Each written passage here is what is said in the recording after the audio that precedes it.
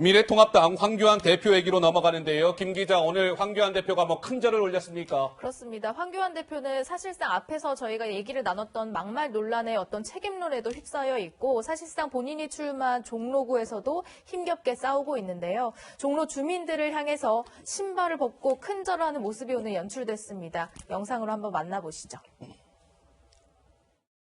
이번 총선은 대한민국의 국운을 가르는 선거입니다. 작게는 저의 정치적 명운이 달려있기도 합니다. 저 황교안이 이곳 종로에서 당선돼야만 대한민국의 추락을 막을 수 있습니다. 정말 간절한 마음으로 호소를 드립니다. 나라를 위해서 일할 기회를 주십시오. 종로를 위해서 일할 기회를 주십시오. 엎드려 부탁드리겠습니다.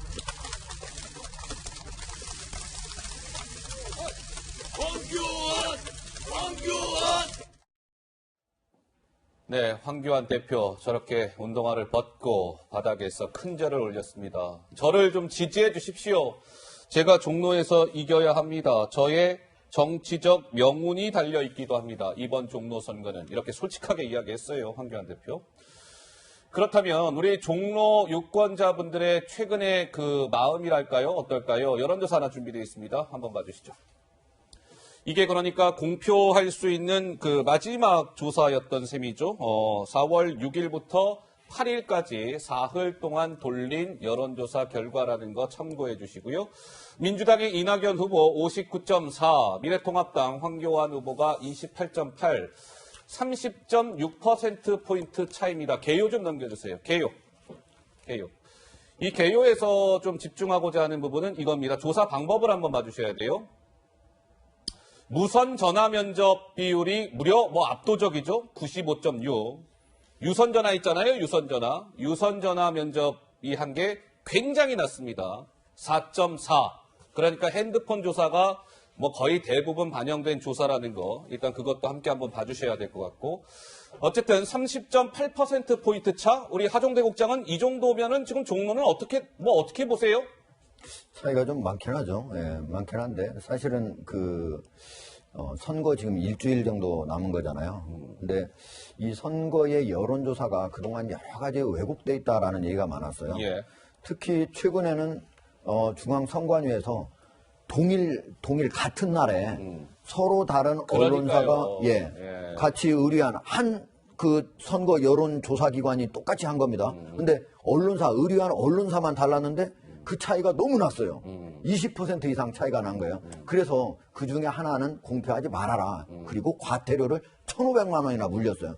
그런데 지금 저기에는 지금 30.6% 차이인데 우리가 저기서는 자체는 지금 그 전에 자기가 대선 때는 누구를 지지했느냐 이런 게 안 들어있지만은 과거에 지금 저기 종로에 조사했던 거를 보면은 차이가 많이 날 때 예를 들면 문재인 대통령이 지난 대선에서 얻은 표가 41.1%거든요. 맞아요. 예.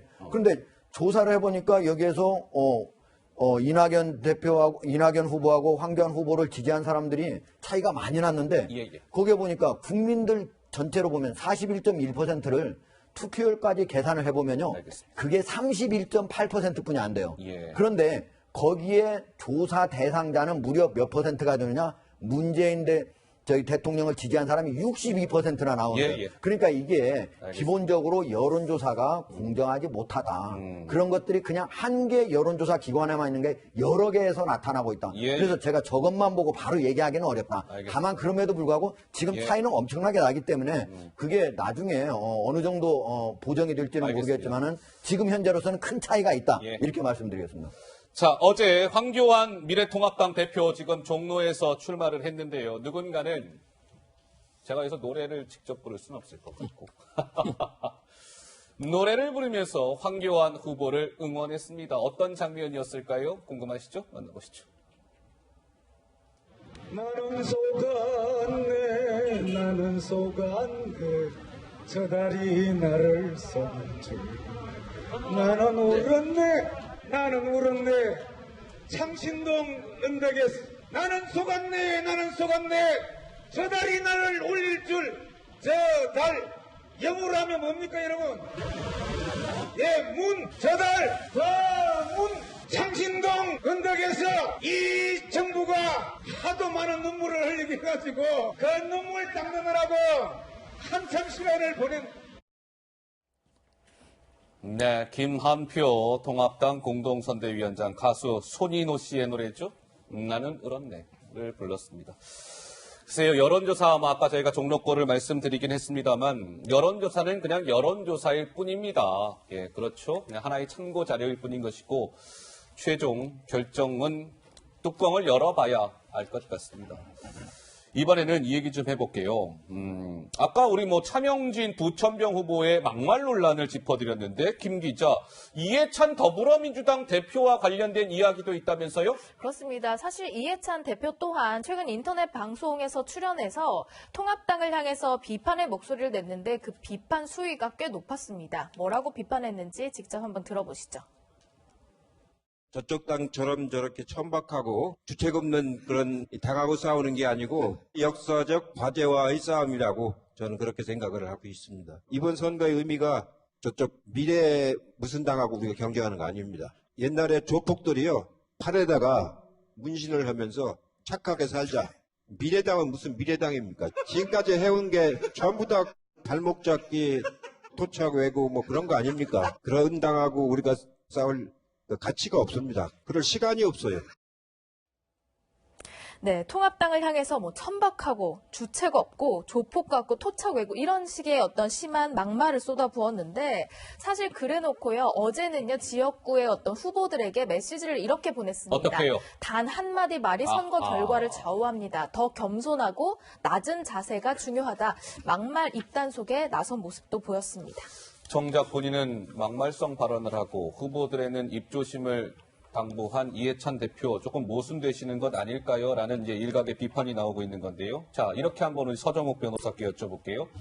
한마디로 미래통합당을 겨냥해서 이해찬 대표가 천박하다, 주책이 없다, 그리고 토착 외구다, 그리고 뭐라고 합니까?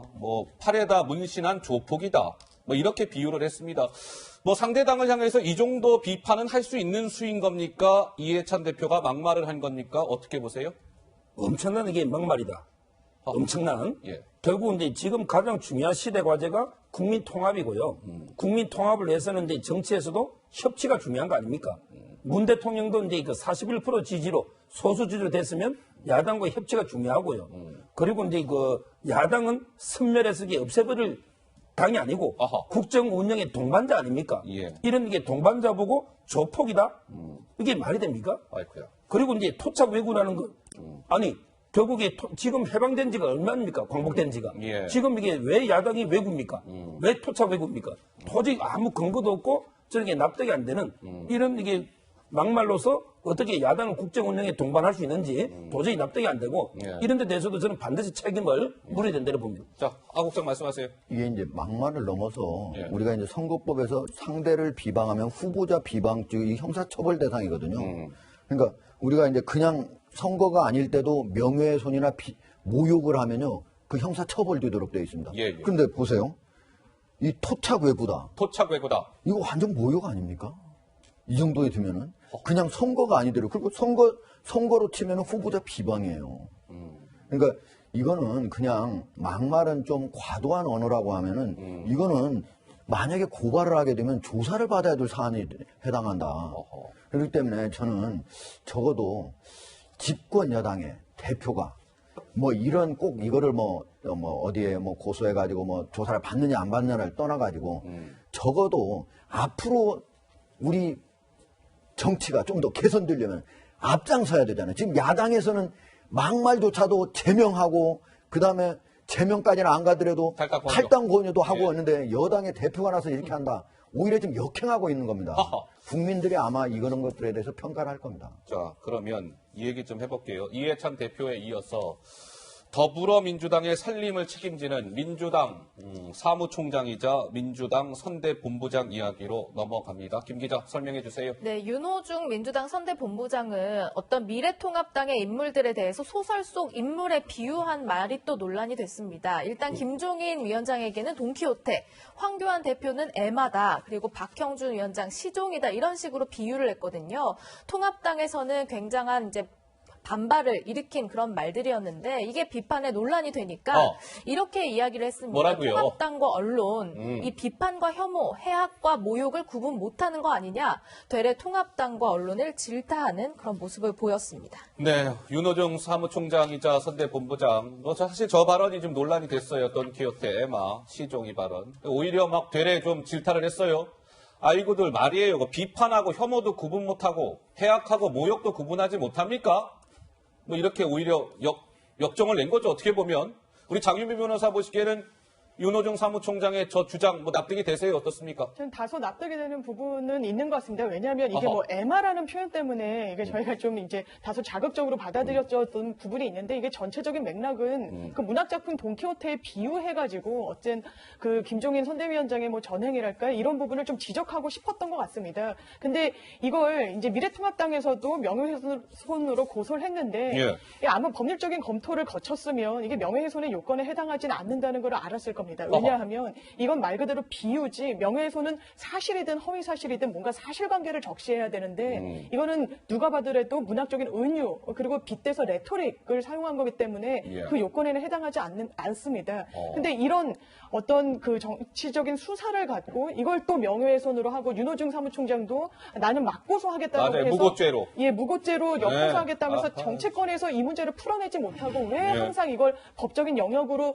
이걸 돌리고 사법부의 판단을 오히려 정치권이 기다리는 모양새를 지속적으로 취하는지 그 부분이 참 안타깝습니다.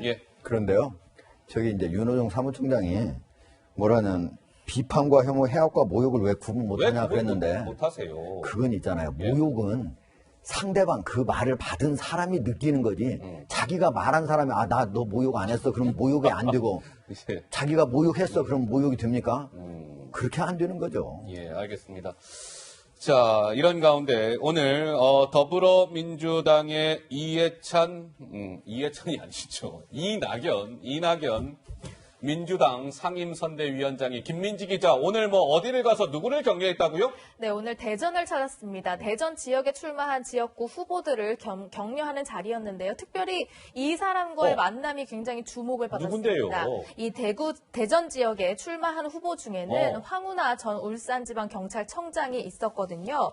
두 사람이 만나서 이제 이야기한 그것도 관심을 모았는데 여기 보이네요. 네, 이낙연 위원장이 황운하 후보를 격려하는 그런 영상이 준비되어 있습니다. 뭐라고 했는지 직접 들어보시죠. 대전 중구하면 가장 먼저 떠오르는 사람이 황운하 씨예요. 황운하 후보가 요즘 정치계에서는 거의 보기 드물게 된 신념과 용기를 고집과 실천력을 동시에 가진 사람이기 때문일 것입니다. 그 앞에 많은 압박과 또 다른 회유도 있었겠지만 황운하는 결코 그에 굴복하지 않고 본인의 신념과 용기를 관철하며 여기까지 왔습니다. 이런 정치인이 계셔야 대한민국 정치가 국민으로부터 더 이상 외면당하지 않습니다. 황운하를 여러분 지지해 주시기 바랍니다. 네, 이낙연 위원장 오늘 대전을 찾아서 황운하 전 청장을 응원했습니다. 참고로 민주당 대전 중구 지금 후보죠. 황운하 전 청장. 참고로 황운하 전 청장은 청와대 선거 개입 사건으로 인해서 지금 기소가 돼서 재판을 앞두고 있는 피고인 신분인데요. 어쨌든 이낙연 위원장은 격려 지지를 보냈습니다. 서정욱 변호사 어떻게 보세요? 일단 이제 그 공직선거법은요, 다른 범죄하고 틀립니다. 공직선거법은 이제 이번 선거나 아니면 이게 과거의 선거와 관련해서 공직선거법도 벌금만 이게 100만 원 넘으면요, 당선 무효가 되거든요. 근데 우리나라 무죄 통계적으로 확률적으로 보면 1%가 안 돼요. 0점 얼마입니다. 따라서 이제 과연 공직선거법 위반으로 기소된 분을 공천하는 게 맞는가? 이런 이제 의문이 첫째 들고요. 의문이 들고. 그다음에 두 번째 이낙연 후보에 대해서도 과거에 반면교사 옛날 선거에 오세훈 후보 있죠. 그분도 이게 여론조사 종로에 앞서다가 다른 데 주로 이게 지원 다니다가 역전당한 정세균 회장 이런 예도 있거든요. 아마 이제 여론은 상당히 종로에 앞서니까 아마 지원 유세를 많이 하는 것 같아요. 여유? 근데 본인 선거에 좀 더 전념해야 되지 않을까 생각이 들어요. 자, 오늘 이낙연 위원장 대전을 찾아서 황운하 후보를 응원했고요.